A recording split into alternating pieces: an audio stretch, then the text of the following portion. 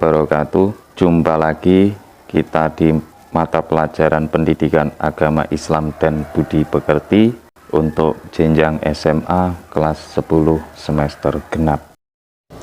Masih membahas tentang materi jujur merupakan cermin kepribadian seorang muslim, dan saat ini kita masuk di pertemuan yang ketiga, yakni manfaat jujur.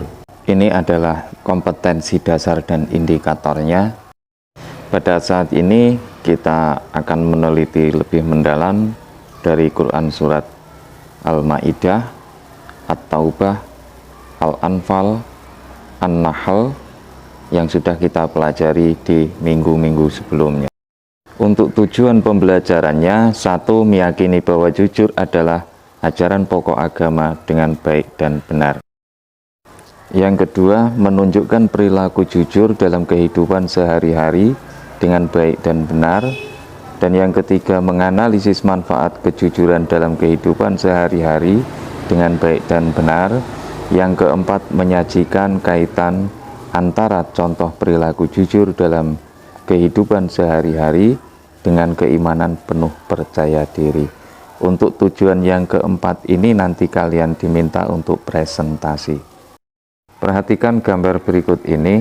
Ini ada dua gambar. Yang pertama adalah contoh ketidakjujuran dan gambar kedua adalah contoh perilaku jujur. Apa makna yang terkandung pada gambar tersebut?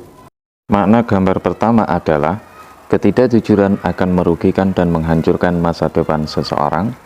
Di situ tadi dicontohkan ada proses KKN atau suap, dan sebaliknya ketika kita melakukan suatu perilaku jujur, maka kita akan bisa menggenggam dunia atau kita bisa meraih masa depan dan cita-cita yang kita harapkan. Contoh perbuatan ketidakjujuran yang pertama adalah manipulasi data. Dari manipulasi data ini adalah contoh yang terkecil pemilihan ketua OSIS di sekolah. Ketika kamu nanti menjadi panitia dan melakukan suatu penghitungan perolehan suara, maka jangan sampai kamu merubah surat suara atau merubah data. Itu dinamakan ketidakjujuran. Untuk contoh yang kedua, yakni berbuat curang. Di sini saya contohkan pedagang. Pedagang yang tidak jujur, dia akan mencuri timbangan. Juga kualitas barang itu akan dia kurangi. Gambar berikutnya, seorang siswa yang mencontek pada saat ulangan. Perbuatan seperti ini malah akan merugikan diri kita karena nilai yang kita dapatkan bukan murni dari otak kita. Perilaku ketidakjujuran yang ketiga adalah sumpah palsu.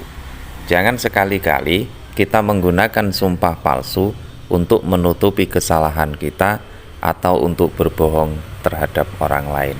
Karena sumpah palsu ini dosanya sangat besar. Dan yang terakhir adalah menyebarkan berita bohong atau menyebarkan berita hoaks yang belum tentu kita tahu kebenarannya. Pada saat ini teknologi semakin canggih, lebih bijaklah kalian menggunakan Android. Jangan membagikan berita yang belum kita ketahui kebenarannya. Karena ketika berita itu ternyata tidak benar, berarti sama saja kita sudah menyebarkan fitnah ke orang lain. Dan ingat, ketika semua itu kita lakukan, maka kita tidak hanya akan rugi di dunia, tapi kita juga akan rugi di akhirat. Karena semua amal yang sudah kita lakukan di dunia, apabila kita dampingi dengan munafik, maka tidak akan diterima oleh Allah Subhanahu wa Ta'ala. Untuk selanjutnya, silahkan perhatikan Quran surat An-Nahl ayat 105 berikut ini. A'udzubillahi minasyaitonirrajim. Bismillahirrahmanirrahim. Innama yaftaril kadzibal ladzina la yu'minuna bi ayatillah wa ulaika humul kadzibun. Berikut ini adalah identifikasi hukum bacaan Quran surat An-Nahl. Silahkan pahami, silahkan cari, temukan dan salin di lembar kerja untuk identifikasi yang lainnya. Silahkan diskusikan dengan kelompok masing-masing. Berikut ini adalah isi kandungan Quran surat An-Nahl ayat 105 yang membuktikan bahwasanya orang kafir itu adalah pembohong, dan dia telah memfitnah bahwasanya Al-Quran itu bukan firman Allah, namun itu hanyalah khayalan Nabi Muhammad.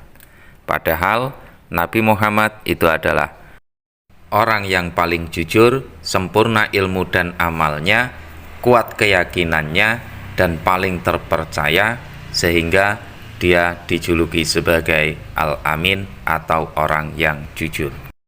Dan ini adalah hikmah atau manfaat dari perilaku jujur. Di sini sudah beberapa yang saya sebutkan.